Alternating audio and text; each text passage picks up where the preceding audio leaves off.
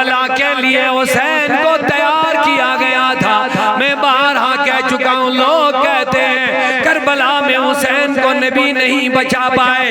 میں نے کہا بد نصیبو، نبی بچانے کے لیے نہیں آئے تھے حسین کو، بلکہ جب حسین پیدا ہو گئے، جب حسین کی پیدائش ہو گئی، ام فضل حضور کی چچی، انہوں نے اس بچے کو نبی کی گود میں لایا، کہا میرے مصطفیٰ کریم فاطمہ کے ہاں بیٹا پیدا ہو گیا ہے۔ میرے رسول نے حسین کے چہرے کو دیکھ کے آنکھوں سے آنسو نکل آئے۔ محبت کا معاملہ، شفقت کا معاملہ، لخت جگر کا معاملہ، بیٹی کی بیٹے کا مسئلہ تھا۔ بہرحال حضور کی آنکھوں سے آنسو نکل آئے۔ لوگوں نے عرض کی حضور کیا بات ہے؟ کہا ابھی ابھی جبریل آئے، سبحان اللہ سبحان اللہ، انہوں نے مٹی بھی مجھے دے دی۔ اللہ اکبر۔ کہا یہ مٹی کربلا کی ہے، وہیں پہ حسین شہید کیے جائیں گے۔ یا رسول اللہ جس دن یہ مٹی لال ہو جائے گی اسی دن سمجھنا حسین شہید ہو گئے۔ اللہ اکبر۔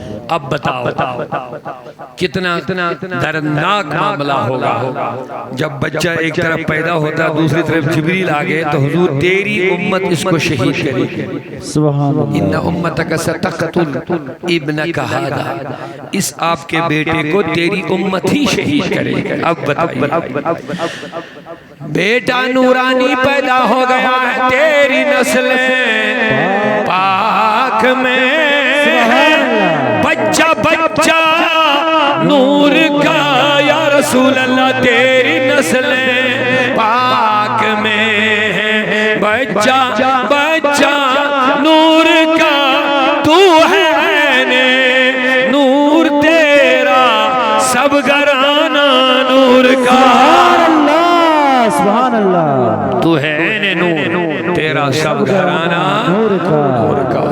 اب نورانی بچہ پیدا ہو گیا امام حسین، سبحان اللہ سبحان اللہ۔ جبریل آئے تیری امت اس کو شہید کرے گی۔ اب بتاؤ حضور ہاتھ اٹھاتے تو کیا سے کیا نہ ہوتا، بے شک، کیا بات ہے، دعا کے لیے دست مبارک پھیلا دیتے تو کیا سے کیا نہ ہوتا۔ اعلیٰ حضرت اپنے انداز میں فرماتے ہیں اجابت نے جھک کر گلے سے لگایا، بڑی ناز سے جب دعائے محمد، سبحان اللہ، اجابت کا صحرا، عنایت کا جوڑا، دلہن بن کے نکلی دعائے محمد، سبحان اللہ۔ حضور ہاتھ پھیرتے، ہاتھ اٹھاتے، دعا مانگتے تو ساری مصیبت ٹل جاتے، بے شک، لیکن ثابت نہیں کہ میرے نبی نے کبھی دعا فرمائی، ثابت نہیں علی المرتضیٰ نے بھی سن لیا میرے بیٹے کے ساتھ یہ مصیبت آنے والی ہے، یہ مشکلات ان کے سامنے آنے والی ہے، کبھی بھی علی بھی دعا کے لیے درخواست نہیں کر رہے ہیں۔ اور لوگوں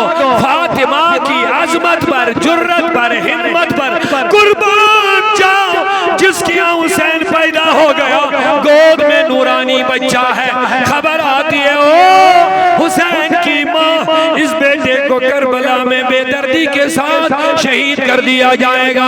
اب بتاؤ والدہ فاطمہ کی روح تو تڑپ جاتی، لیکن کبھی بھی مصطفیٰ کو یہ نہیں کہا اے میرے آقا تیری دعا سے زمین و آسمان بدل سکتے ہیں، یہ کیوں یہ مصیبت نہیں بدل سکتی ہے؟ لیکن نہ نبی نے کبھی دعا، نہ علی نے درخواست کی، نہ فاطمہ نے کبھی شکوہ کیا، بلکہ مجھے کہنے دو فاطمہ اس بیٹے کو گود میں لے کر دودھ پلاتی تھی۔ سبحان اللہ، توجہ سبحان اللہ محمدوں کے ساتھ، سبحان اللہ۔ دنیا کی مائیں بچوں کو گود میں لے کے دودھ پلاتی ہیں اور خیال یہ ہوتا ہے بڑا ہو جائے گا میرا سہارا بنے گا، بڑا ہو کے ملازم بنے گا، بڑا ہو کے میری خدمت کرے گا، بڑا ہو کے ملازم بن جائے گا۔ یہ تو دنیا کے ماؤں کا بچوں کے بارے میں خیال ہوتا ہے، لیکن بتاؤ جب فاطمہ حسین کو دودھ پلا رہی ہوتی تو کیا خیال ہوتا ہے؟ بے شک بے شک۔ اسی لیے میں کہتا ہوں دنیا کی مائیں بچوں کو دودھ پلاتی ہے اس لیے کہ یہ میرا سہارا بنے گا، لیکن فاطمہ حسین کو دودھ پلاتی ہے، یہ مصطفیٰ کے دین کی حفاظت کے لیے کام آئے گا، کربلا میں پورے خاندان کے ساتھ قربان ہو جائے گا۔ سبحان اللہ، نعرہ تکبیر۔ नारे रिसालत, नारे रिसालत, मसलक आला हजरत। تو لہذا ہم حضور سے محبت کرتے ہیں سنی، بے شک تو حضور کے صحابہ سے بھی محبت کرتے ہیں، بے شک تو حضور کی آل اہل بیت سے بھی محبت کرتے ہیں۔ بے شک بے شک یہ محبت کا معیار ہے۔ اب اعلیٰ حضرت کا ایک مختصر سا فتویٰ جو انہوں نے فرمایا، کہتے ہیں ہماری محبتوں کا معیار مصطفیٰ ہے۔ بات سمجھنے کی سبحان کوشش کرتے اللہ، بے شک سبحان اللہ۔ سنی اگل بگل دائیں بائیں کیوں نہیں بگڑتا ہے عقیدے کے بارے میں، یہ صحیح ٹریک پر کیوں رہتا ہے، اس کی یہ وجہ ہے۔ کچھ لوگ دائیں چلے گئے زیادہ، اسی میں غلو کر لیا تو بائیں عداوت، بے شک کوئی بائیں چلا گیا زیادہ، اس میں غلو تو دائیں عداوت، یعنی ایک طرف چلے گئے دوسری طرف عداوت۔ بے شک صاف لفظ میں کہوں گا کوئی صحابہ کی محبت میں اتنے غلو کرنے لگے تو اہل بیت کی عداوت، بے شک اہل بیت سے نفرت، اہل بیت کی شان گھٹانے لگے، تو یہ طبقہ بھی برباد اور گمراہ ہے۔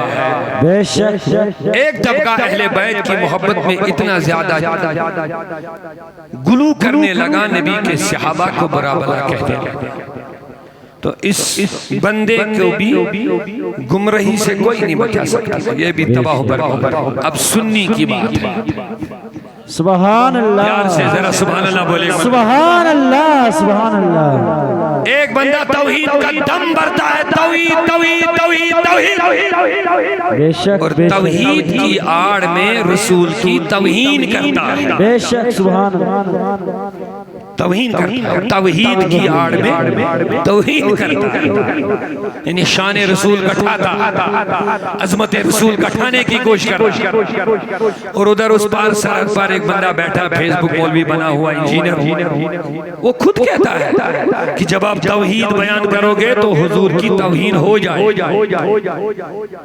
کیا عجیب و غریب جملہ بولا، جب خدا کی توحید بیان کرو گے تو معاذ اللہ رسول کی توہین ہو جائے، معاذ اللہ معاذ اللہ۔ میں نے کہا تھا اعلیٰ حضرت کا دامن پکڑ، تمہیں توحید رسول کی عظمت میں ہی سمجھ آ جائے۔ سبحان اللہ، اللہ فرماتے وہی رب ہے جس نے تجھ کو ہمتن کرم بنایا، ہمیں بھیک مانگنے کو تیرا راستہ بتایا۔ سبحان اللہ، مگر پھر کیا کہتا ہے، تجھے حمد ہے خدا، تجھے حمد ہے خدا۔ حمد کس کی، تعریف ہے کس کی، لیکن کس بات پر کہ تم نے اپنے رسول کو یہ مقام عطا کر لیا۔ بے شک ایک بندہ کہتا ہے کہ توحید بیان کرو تو نبی کی توہین ہو جائے گی، لیکن اعلیٰ حضرت کہتے ہیں رسول کی عظمتیں بیان کرو، رسول کی عظمتوں میں توحید سمجھ میں آ جائے۔ بے شک بات سمجھ میں آ گئی؟ بے شک تو میں عرض کر رہا تھا، سونا جنگل، رات اندھیری، چھائی بدلی کالی ہے، سونے والوں چوروں کی رکھوالی ہے۔ بے شک بے شک، یہی نہیں چھوڑیں نہیں چھوڑیں گے، نہیں چھوڑیں گے۔ مسلک اعلیٰ حضرت، عشق و محبت، عشق و محبت، یہی پیغام کربلا میں امام حسین نے دیا ہے۔ دین کے محافظ کو پورا پرکھنا ہے کون، تمہارے دین کی باغڈور کس کے ہاتھ میں، تمہاری امامت کس کے ہاتھ میں، تمہاری حکومت کس کے ہاتھ میں، اچھے سے پرکھنا، کہیں تمہیں یہی چور نہ نکلے کہ تمہارے ایمان کا خاتمہ کرے۔ اسی لیے پھر اعلیٰ حضرت نے انہی چیزوں کی ترجمانی فرمائی۔ اعلیٰ حضرت کے زمانے میں جب ہر طرف یہی فتنے اسلامی رنگ میں کھڑے ہو گئے، ایک نام تھا مسلمان، لیکن کہتا نبی مر کر مٹی میں مل گیا، استغفر اللہ، استغفر، پڑھتا تھا کلمہ اور کہتا ہے کہ شیطان کا علم زیادہ ہے، نبی کا علم کم ہے۔ استغفر اب اللہ۔ یہ ہے ان کی خباثت، یہ کتابوں میں درج ہے، ایسا نہیں کہ ہم ہوائی باتیں کر رہے ہیں، یہ درج ہے۔ بے شک اب الگ الگ کتابوں کا حوالہ دے کے پھر کتابیں دکھانا آپ لوگوں کو بڑا ٹائم اس میں چلا جاتا ہے، لیکن میں شارٹ کٹ میں آپ کو مختصر سا تعارف دے رہا ہوں۔ کوئی کہتا ہے کہ نبی صلی اللہ علیہ وسلم کلمہ ہے رسول کا، لیکن کہتا ہے کہ اگر نبی کے بعد کوئی اور نبی بھی آئے گا تو حضور کی ختم نبوت میں کوئی فرق نہیں آئے گا۔ استغفر اللہ۔ اب اتنے خطرناک عقیدے دیے جن کا اسلام کے ساتھ دور کا بھی واسطہ نہیں. پھر یہی لوگ کہتے ہیں ہم ہی مسلمان ہیں, پھر یہی لوگ کہتے ہیں ہم ہی شاہ ہمدان کے وفادار ہیں. اب آپ ہی فیصلہ کرو, شاہ ہمدان کا وفادار وہ ہو سکتا جو کہے گا نبی مر کر مٹی میں مل گیا, جبکہ شاہ ہمدان کہتے ہیں میں ہمدان ایران میں تھا, مجھے رسول آ گئے اور کہا اے علی تجھے کشمیر جانا ہے, لوگوں کو دین کی دعوت دینا ہے. سبحان اللہ, سبحان اللہ. شاہ ہمدان کا عقیدہ, امیر کبیر کا عقیدہ کہتا رسول نے مجھے سیدھے کہا تجھے کشمیر جانا ہے. بلکہ یہاں تک بھی کہہ دیا خلاصۃ المناقب میں علامہ نور الدین بزخشی لکھتے ہیں, ان کے مرید جو ہیں کہتے ہیں مجھے اپنے پیر نے کہا کہ مجھے رسول نے فرمایا وہاں کچھ لوگ اسلام سے وابستہ ہو چکے ہیں لیکن ابھی ان کے اندر اسلام کا وہ شعور نہیں ہے, لہذا تجھے جانا ہے. یعنی حضور قبر میں بیٹھ کے کشمیریوں کے دین و ایمان سے بھی واقف ہے, جانتے ہیں ان کے اسلام کا کیا حال ہے. تو یہی عقیدہ سنی کا ہے, سمجھ میں آ گیا نا. اب انہی عقیدوں کی حفاظت تحفظ کا نام اعلیٰ حضرت. اعلیٰ حضرت نے پورے 1400 سالہ تاریخ کو نچوڑ جو ہے انہوں نے پیش کیا, ان کی حفاظت کی. اپنے اسلاف غوث اعظم, صحیح قادری, صحیح نقشبندی, صحیح سہروردی, ان کے رنگ میں نظر آ جائے گا اعلیٰ حضرت کے رنگ میں. تو میں عرض کر رہا تھا بس حدیث پاک کمپلیٹ کروں گا. ہم نبی سے محبت کرتے ہیں, نبی سے منسوب چیزیں ان سے محبت کرتے ہیں اور ان سے برکتیں بھی حاصل. تو اہل بیت جب رسول کی آہل ہے, جب رسول کا خون ان کے رگوں میں ہے, اب بتاؤ کیا سنی ان سے محبت نہیں کرے گا؟ توجہ سے بولیے, کیا سنی اس صحابی سے محبت نہیں کرے گا جن کے بارے میں میرے رسول نے فرمایا جب تم راستے کو جا رہے ہو سامنے سے کوئی وہ نظر آیا جو صحابہ کا برا بھلا کرنے والا کہنے والا ہوگا, جب تمہیں اس پر نظر پڑے گی تو سنو تمہارے اوپر ذمہ داری ہے تم اس کو ان الفاظ کے ساتھ اس پر لعنت کرو, لعنت اللہ علی شرکم. حضور نے فرمایا جب تم ایسے شخص کو دیکھو جو صحابہ کو برا بھلا کہہ رہا ہوگا انہی لفظوں کے ساتھ لعنت بھیجو اس پر, لعنت اللہ علی شرکم, تیرے شر پر خدا کی لعنت.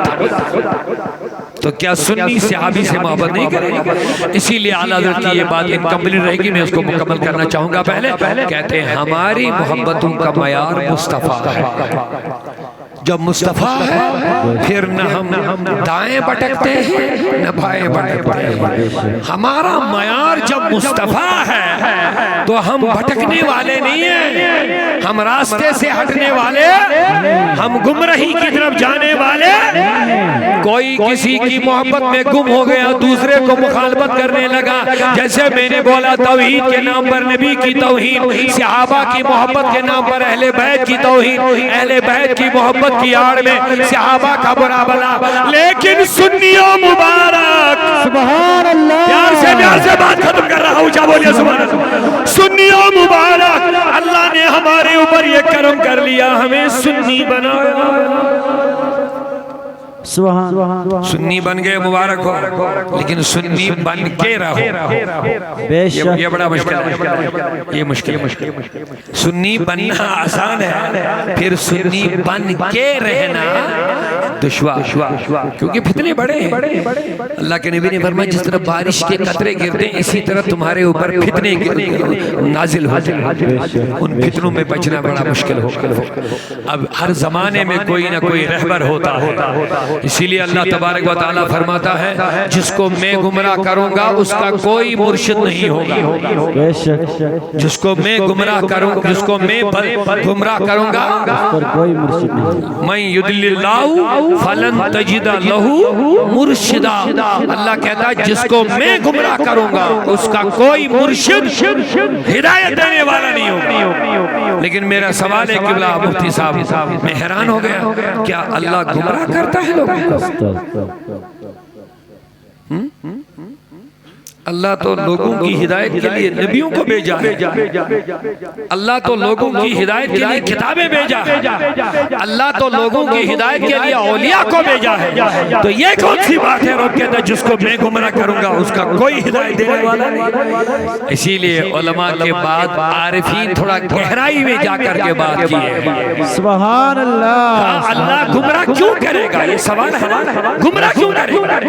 کیا اللہ کو یہ پسند ہے کسی کو گمراہ کرنا؟ نہیں ہے پسند۔ پھر کیا کہتا ہے کہ جس کو میں گمراہ کروں گا لن تجد لہ مرشدا، تم اس کو مرشد کوئی نہیں پاؤ گے، یعنی اس کو کوئی ہدایت دینے والا نہیں۔ لیکن پھر میرا سوال ہوا اے مولا تو بندے کو گمراہ کیوں کرے گا؟ تو جواب ملتا ہے بندے کو اللہ گمراہ کیوں کرے گا؟ میں یہی سوال پوچھ رہا ہوں، ادھر سے جواب ملتا ہے اللہ گمراہ نہیں کرتا ہے مگر اسی کو جس کا مرشد نہیں ہوتا۔ گمراہ کیوں کرے گا؟ گمراہ ہی اسی کو کرتا ہے۔ شاید کچھ لوگ نہیں سمجھے، بڑی اہم بات ہے۔ اللہ کو یہ پسند نہیں ہے کہ کسی کو گمراہ کرے گا۔ پھر گمراہ کرتا کیوں ہے؟ پھر گمراہ اسی کو کرتا ہے جس کا مرشد نہیں ہوتا۔ گمراہ وہی ہو جاتا ہے، راستے سے وہی بھٹکتا ہے، ہٹتا وہی ہے جس کا مرشد۔ بھیا جس کے پاس مرشد ہوگا وہ کیوں گمراہ ہوگا؟ وہ راستہ کیوں بھول جائے گا؟ اس کا تو رہنما ہے، مرشد اپنا رہبر اپنا، اس کو صحیح راستے پہ چلا رہا۔ تو جو مرشد سے کٹ گیا وہی گمراہی کے راستے پہ چل گیا۔ اسی لیے رہبر صحیح بناؤ، مرشد صحیح بناؤ۔ عاشق رسول جو ہوگا، سنتوں کا پابند جو ہوگا، شریعت کا پابند جو ہوگا، صحیح سنی صحیح العقیدہ جو ہوگا، پختہ عاشق رسول جو ہوگا، اس کو جب تم مرشد اپنا بناؤ گے پھر گمراہ نہیں ہو جاؤ گے۔ بے شک سبحان اللہ، بے شک۔ ایسے آوارہ رہ جاؤ گے تو کوئی بھی شکار کر سکتا ہے، کوئی بھی اپنی جال میں پھنسا سکتا ہے، لیکن جب مرشد کا دامن ہاتھ میں ہوگا تو کوئی تمہارے اوپر حملہ نہیں کرے گا۔ تو اب اعلیٰ حضرت کی بات پر ختم کریں گے، ذرا پیار سے اگر آپ تھکے نہیں تو سبحان اللہ کہنا پڑے گا۔ سبحان اللہ، نعرہ تکبیر، ہاتھ اٹھا کے نعرہ تکبیر، نعرہ رسالت، نعرہ رسالت، عشق و محبت، عشق و محبت، علم و حکمت، علم و حکمت۔ ماشاءاللہ۔ تو میرے دوستوں میں عرض کر رہا تھا اپنے نبی سے محبت کی وجہ سے ہم صحابہ سے بھی محبت کرتے ہیں، اہل بیت سے بھی محبت کرتے ہیں۔ اسی لیے سنی یک طرفہ نہیں جاتا ہے۔ یک طرفہ مانے ایک کی محبت کی آڑ میں دوسرے سے عداوت و نفرت نہیں کرتا، کیونکہ معیار ہمارا مصطفیٰ ہے۔ تو صحابہ کو بھی نسبت نبی سے ہے، اہل بیت کو بھی نسبت نبی سے ہے۔ اپنا اپنا مقام ہر کسی کو میرے نبی نے دیا ہے۔ فرمایا لوگوں میری اہل بیت آل و عطرت، میری اولاد سفینہ نوح ہے، یہ نوح کی کشتی ہے، اس پر سوار ہو جاؤ گے تو کامیاب ہو جاؤ گے، پار لگ جاؤ گے۔ لیکن ساتھ میں یہ بھی فرمایا اصحابی کالنجوم، میرے صحابہ تارے ہیں، تارے روشنی کے لیے ہوتے ہیں اور کشتی چڑھ کر کے پار ہونے کے لیے، لیکن دونوں کا اپنا اپنا مقام رکھا ہے۔ اگر کشتی پر سوار ہو جاؤ گے لیکن اندھیرے میں مت چلنا، دائیں بائیں بھٹک جاؤ گے، راستہ گم ہو جاؤ گے۔ اسی لیے نبی نے فرمایا میرے صحابہ تارے ہیں۔ اے نبی تارے کیوں؟ کہا تاروں کا کام روشنی دینا۔ جب کشتی پہ میری آل کی کشتی پہ سوار ہو جاؤ گے تو صحابہ کی روشنی میں سفر شروع کر لینا، تم پار لگ جاؤ گے تمہاری کشتی۔ سبحان اللہ، سبحان اللہ۔ تو محدث بریلوی نے اسی بات کو دو مصروں میں بیان فرمایا، اہل سنت کا ہے بیڑا پار اصحاب رسول، نجم ہے ناو ہے عطرت رسول اللہ صلی اللہ علیہ وسلم۔ مبارک ہو سنیو، اللہ تعالیٰ آپ کو اس محبت پر، اس عقیدت پر قائم و دائم رکھے۔ یہ آل وہ ہیں جن کی تعریف قرآن نے کی ہے، انما یرید اللہ لیذھب عنکم الرجس اہل البیت۔ اہل بیت کی پاکی کا ذکر آیا تو رب کہتا میں نے پاک کر لیا.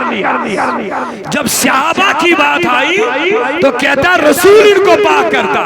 سبحان اللہ. اب یہ کیا مسئلہ ہو گیا؟ دونوں کو رب بھی پاک کر سکتا تھا, دونوں کو رسول بھی پاک کر سکتا تھا, لیکن جب صحابہ کی پاکی کی بات آئی کہا رسول ان کو پاک کرتا ہے.